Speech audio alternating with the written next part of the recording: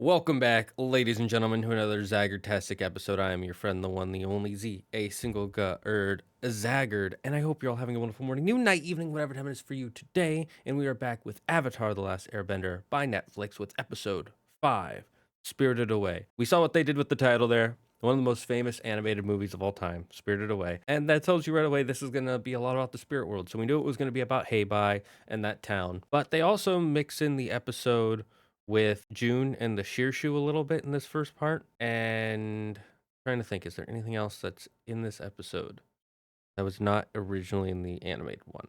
Nope, they didn't. I think it's just those. So we'll just go over Zuko and Azulo first because they have important parts in this episode, but it's not a huge part of the plot of the episode. It's just their own separate story, which is fine. That's totally fine for them to have their own separate stories. So again, we have an episode starting in the Fire Nation. We really get to see the Fire Nation in this show a lot more than we did in the original cartoon. Like we saw it in the cartoon, but we saw one school, and then we saw a fishing town that was getting ruined by the Fire Nation's factories.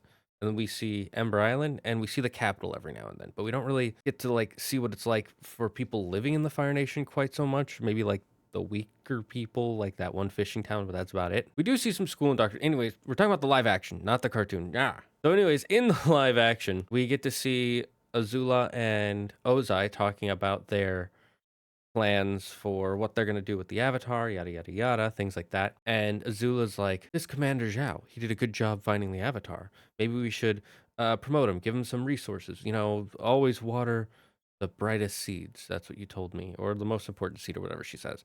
And he's like, you're probably right. I'm going to give him a promotion. I don't think he says promotion, but I'm going to change the direction of some of our funds for the war effort, and I'll contact the head of the Yuyan archers. And then as Azula's walking away, he goes, oh, and Azula, Commander Zhao didn't find the Avatar. Your brother did, just as I tasked him to. That is what I expected in heir. And it shows how he's like he still wants Zuko to be the best version he can be because he wants Zuko to be the next him. He doesn't care about Zuko in that way. I'm not trying to be all he cares about Zuko, but he cares about what Zuko can represent for his future as the Fire Lord. Like, being a great Fire Lord is also having a great crowned prince or crowned heir. And they're showing how he kind of not only raises up Zuko after kind of knocking him down, but then he knocks down Azula because he's like, I don't want not trickery, treachery and sweet lies. That's not what a Fire Lord should be. And you see Azula is immediately hurt by his comments because she was trying to knock Zuko down because by knocking him down, she believes it raises her up. And Ozai is like, that is not what you're doing. You should just be doing your best. Why aren't you just doing your best, essentially, is how she takes it. And we get to see Mai and Ty Lee in the next scene, which I didn't expect to see them in this episode, but it is good to see them by her side, being her friends and trying to support her, and how she's still kind of like not always there. Although I do have one problem with this next scene is it shows her training with this guy, and they're like the training session is over and she just keeps going. She starts wailing him, and I don't feel like Azula would ever lose her cool like that. Like when Azula loses her cool or when she gets angry, it's at the end. But then again, at the same time, it did feel kind of out of nowhere in the original cartoon that she just suddenly breaks. She just snaps and she's like, I'm crazy. At least now we're starting to see like when she gets pushed too hard and she pushes too hard on herself, she can't control herself like the way she normally does. In the cartoon, very much for a lot of the time, they show her very in control, very centered, very much the master of her own feelings and emotions and her actions. And then in the end, when she just kind of snaps, it always felt off to me. Like it was like, oh, that's sad, that sucks. But also, it's like, where did that come from? You know, we haven't seen her lose her cool once throughout the entire series until the end. And now we're seeing her lose her cool a little bit more. And I think that will work in the show's favor because they're putting in those steps that, like, oh, she can lose her cool. She's not perfect. She will lose her cool. And some people probably hate this for that. They're probably like, Azula's supposed to be a master of her emotions. She's not supposed to lose her cool like that. She's not supposed to.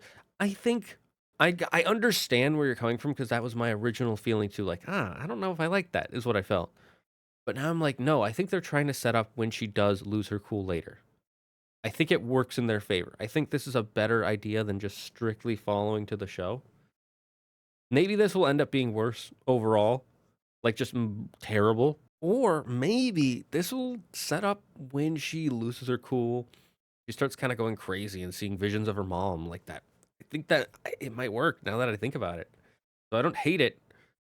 I'm I'm cautiously optimistic though. I feel weird about it, but maybe this will work. And that's where I'll leave Azula because I'm just going to talk about it forever. We could like have whole 20-minute discussions, hour-long discussions about with whether this is better or not for the character. Let's go to Zuko now because again, he has a short scene. So him and Iroh are walking around in like some small town where it's clearly there's a lot more criminal activity, and Zuko's clearly uncomfortable, and Iroh is keeping his guard up. So he goes into the bar and he slides some money to the guy, and he's like, "Have you seen any waterbenders?" And he's like, "No, I haven't seen any waterbenders, but I heard the Avatar's traveling with some waterbenders." And Zuko's like, "Wait, what?" "Yeah, isn't that right, Mookie?" And he goes like, "That's what the pirates said." No, no, it was that canyon guide. So that's where they're gonna give the Easter eggs of the canyon guide and the pirates. Because again, let's be honest. Well, one, nobody liked the Great Divide episode. Like that's considered one of the worst episodes of Avatar of all time, if not the worst by most people. So just having that be a little Easter egg, I'm sure we're all fine with that. And the pirate episode, wow, the pirates are cool. It's really mostly a filler episode. The only two things that come out of that is Katara gets the waterbending scroll and Zuko gets the necklace to give to the Shirshu Nyla later. Well, we got the waterbending scroll from Grand, so you don't need the pirates for that. And you can just have the Shirshu smell anything. You can, like, there could have been anything. Like, he could have, like, ripped a piece of his, Aang could have ripped a piece of his cloth or something and have that have his scent on it. Who knows? It doesn't matter. You don't really need the necklace thing. So the whole pirate episode is kind of a filler. So them having it as just an Easter egg, totally fine. I wish they also would have mentioned the fortune teller. That would have been nice. It's like, no, it was the pirates. No, it was the canyon guide. No, I think it was that fortune teller lady said she'd seen them in a vision. Oh, and then they all start laughing. That would have been interesting. Because again, the fortune teller, another episode that's mostly filler. Like what happens in it? No one learns new bending. Nothing. Like it's a whatever episode. Anyways, so we get to them. Like they're like, oh, Zuko's all upset, and he's like, no, they all know about the Avatar now. This is gonna make it even harder to find them. And I was like, wait, we need to use sneakier tactics. This isn't what he says. He talks about like Pai Sho and all this stuff, but he's like, we gotta use sneakier tactics, and that's when he gets June and her Nyla, or her Shirshu Nyla. He's like, she's a professional. She'll find them for us. And it's like, but this is underhanded. Yes, that's true. In the Fire Nation, this would be wrong, but we are not in the Fire Nation. We need to play by different rules, which is always a weird argument, but it makes sense, especially since he says like Admiral Zhao, or not, he's not an admiral yet. He's going to be soon. If you can follow the context clues that Ozai was saying. And so he's like, Commander Zhao will use underhanded tactics. That's what he's doing right now. He's keeping you from searching for the Avatar. So we need to use Nyla to find the Avatar. That is our best bet. And she's a professional. If she doesn't find him, we won't pay her, which means she doesn't eat. So don't worry about it. We'll just tell her where to go. She'll find him, and then we'll pay her, okay? And Zuko's like, fine, I guess. And then we get back to our gang, Team Avatar, and they come upon the forest, the burned one, and Aang's all upset about it. And I kind of like the way that they find the town. It's a lot better than them just. I mean, I guess in the original one they were like, we need to find a town for supplies and maybe a place to rest, so it makes sense. But in this one, Sokka finds this little girl and he starts talking to her, and it's kind of cute that he tries to make her feel more comfortable by telling his jokes. Like I think that's a good thing for his character. And then they have some Easter eggs for other episodes. Like he's like, my name is Sokka, and it rhymes with Akka, which if you remember in season 2 in Bossing Say when he's doing the haiku challenge, he's like, my name is Sokka. It rhymes with Akka. I think he said I don't remember exactly what he says, and with the whole rhyme, but he says that. And then he's like, and it also rhymes with Waka Waka, which is a reference to, for us, a big cultural thing, if you know what it is. And then he says, we should name your doll. How about Pippin Patacopsilopolis the third? That's a good Easter egg. I like that. It makes sense for it to be there. It's good. It's not where we would have wanted it in the cartoon, but I'm glad they had it at all. And it wasn't that important in the cartoon either. And it was cute to try and make a girl laugh. And then they come upon the village and they're telling about the spirit thing. And so Aang goes into the spirit world. And I like the way they did the spirit world. I was surprised we ran into Wan Shi Tong so early. And then they say that only the Avatar can understand Wan Shi Tong, which is why? I mean, I guess because he hates humans so much, so he speaks in like spirit animal. And he's like, it's dangerous here, yada yada yada. And then they see Hey Bai, and this is one of the things that I am not happy with. Hey Bai is barely in this episode. He just shows up to be like, "Arr," and he looked good, and then he charges at them, and they jump out of the way, and you don't see him throughout the rest of the episode. Not a fan. Was not happy with that. Then they get into the fog of lost souls, which isn't even shown until Korra. So that's like a huge Easter egg. Like that's a different show's Easter egg almost. I mean, I like it. It's part of the world, so it's not terrible. I just did not expect to see that. And then we see Ko the Face Healer, and Ko has captured Sokka and Katara, and he's making them live their worst memories because that he feeds off that, I guess. I don't know why they did Ko here, and I'm not sure if I like that they did. Like the design for Ko was great. He looks freaking scary. Like I do not want to be anywhere near Ko. But at the same time, I'm also like, why did we need to do Ko here? We could have just kept it with Hey Bai. I feel like they were trying to mash too many things together to fit the runtime of 1 hour episodes. And I didn't really see the need for Ko to be here or for Ko to be the one who kidnaps all these people. I think it would have been better if it was Hey Bai and they just stuck to that original idea and then had Roku contact him in the spirit world, or have Roku's dragon, I mean, contact him and like, oh, you got to go to the Fire Nation. I think that works better in their favor than having Ko the Face Stealer kidnapping people and then having them live their worst nightmares. And of course, for Katara, we see that her worst nightmare is seeing her mother burned alive. Apparently, she physically saw that in this universe, which is holy, that's dark. Like, we only see it for a flash, but she freaking saw her mother murdered in front of her. I'm surprised she's not more disturbed. And then we see a memory of Sokka's, and this time he's already done his ice dodging trials, which is fine because the actor's a little bit older, so the character's a little bit older, so I guess it could have happened before his dad left. But then they're like, oh, you failed it almost. And if it wasn't for Bato, and his dad's all disappointed in him, and that makes him sad. And it's like, on the one hand, I'm very conflicted on this because on the one hand, it's very good character building, showing that his dad has flaws and he had flaws and he didn't live up to his dad's expectations and he knows it, and that's why he tries so hard to be the best leader he can. And it's like, damn, that's really sad. But on the other hand, it also makes his dad seem kind of a jerk to him, and it makes him seem less capable than he was in the show. But maybe that's because he hadn't journeyed yet, because he did become more capable after leaving the Southern Water Tribe and journeying with Aang and Katara. So maybe he'll have to do some ice dodging later, and he'll actually be able to do it this time because he's had experience out in the world this time. So, I'm not going to say I like this more, but I think it's a good idea, especially when you think of the fact that they took out Sokka's sexism. They just took it out of the show, which again, it only lasts for one episode. But instead, they give him this, where he was a disappointment for his father, and he knew it. His dad tried to hide it from him, but he knew it. Much like Zuko was a disappointment for his father. And it shows the parallels. The difference is his dad didn't beat him down and burn him physically or emotionally. His dad tried to just like keep it to himself for the most part. But Sokka knows. The difference is one father said it to his face, and the other one tried to keep it from him, which was, I guess, a kindness in his eyes, but not the best idea.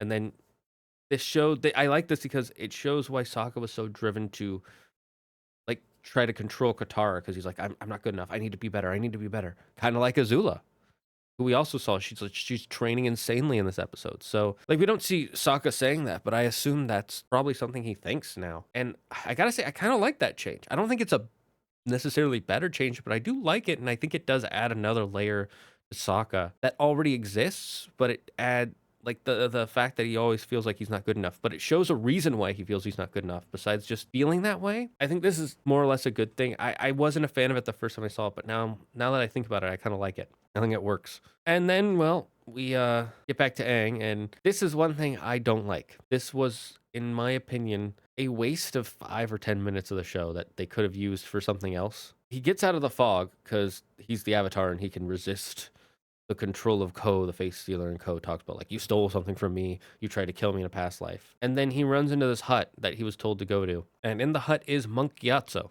Like, actually, Monk Gyatso's spirit is in the spirit world. And then he has a conversation with him, and it's like, it's so good to see you again. I need to save my friends. Like, well, if you go to the Fire Nation, there is a temple where you can talk to Roku, and Roku might be able to help you save your friends from Ko. But it would be dangerous. And he's like, I have to do it. I can't run away again. And then he's like, just remember, Aang, it is not your fault. If you had stayed, you would have just died like the rest of us, which he would have. He was still just a 12-year-old boy who only knew airbending. He didn't even know water bending or earth bending yet. He didn't have the Avatar state yet. He would not have won that fight against Sozin with the comet. Like we see in the series later when he has mastered, or maybe not fully mastered, but he's able to use all 4 elements, and he's fighting just Ozai with the comet enhanced powers, and he almost loses if it wasn't for the Avatar state. So if Aang, pre-learning all that stuff, had to fight Sozin plus all the other firebenders that were with Sozin, like we saw in that first scene, with the common enhanced powers, Aang would have died like the rest of them. It's 100. I 100% believe that. So Gyatso saying that I'm fine with. I just don't like the whole Gyatso scene. I liked it better that he never got to talk to Gyatso or any other airbender again in his entire life in the show, at least the original cartoon. And them adding Gyatso, and then also him being like, when I come back, we can talk more. And Gyatso's like, yeah, we can. And you can tell you immediately know he's not going to be there. I don't know why. I don't know. I don't like that. Like, I get he's trying to be nice to Aang, but Aang's just going to be more hurt afterwards. And it's just, I don't like the Gyatso episode, or the Gyatso scene. I feel like instead of having Gyatso there, it could have been a spirit who knew Gyatso, because Gyatso was emotionally in tune with the spirits enough, and he could have talked to him, or maybe Wan Shi Tong could have said, like, you would have just died if you stayed with them. Like, I don't know. I'm not a fan of that Gyatso scene. Like, it was nice to see Gyatso's actor again. It was good, and he did some good acting, but it felt unnecessary as a viewer. That's just the best way I can put it. And of course, we get out, and Aang just puts the acorn in front of Heibai's statue, and he's like, don't worry, I'll fix this. And again, that's all. Heibai just shows up for like a second. I think instead of having it be Ko the face stealer, I think it would have been better just to have it be Heibai. But I guess they wanted to be Ko the face stealer for who knows why. I mean, I can think of some reasons why. He's more of a character than Heibai is, but I like the weirdness of Heibai the spirit and how he resolves it. And that now we're going to the Fire Nation, and Aang isn't even taking Appa with him. He's just flying there by himself, which, yes, sure. Yeah, you can do that. It doesn't bother me. I'm very conflicted on this episode because on the one hand, they do some great stuff with Azula and Ozai, and we get to see how they're going to incorporate June, because again, the most of that episode with June is kind of a filler for the most part. We get to see more of Sokka's kind of backstory that wasn't in the show, or the original cartoon, and it adds some layers and depth to him that I kind of like. I will say, the designs for the spirit world and the spirits in the spirit world, great. They looked visually amazing. But besides what they did with Sokka, Katara, Zuko, Ozai, and June and Iroh, all the stuff with Aang was cool, and then there was stuff that was annoying that I didn't like. Like that, again, the Gyatso scene, we didn't need that. Having it be Ko kidnap them, we didn't need. That being said, seeing someone take someone's face and what it looks like was fucking scary. That, like, oh, it gives me shivers. So, like, I'm kind of middle on this episode. There are things I like, things I don't like. I think it could have been better, but it also could have been probably way worse. So I'm very middle about it. But I'm excited for the next episode because we're gonna see Roku. I want to see how they do Roku. I'm really excited for that. I can't wait to see it, and I can't wait to see you guys in the next episode. And remember, don't believe in yourself. Believe in me, who believes in you. Bye-bye, friends. Hey, thanks for watching another ADHD review. If you liked the video, smash that like button. If you want to see more, click subscribe. I'm going to try and put out a episode for Avatar live action Netflix every single day after it comes out for each episode. I also live stream on Twitch, so if you want to go see that, click the link in the description. Leave a comment of what you thought of the show, and we'll see you next time.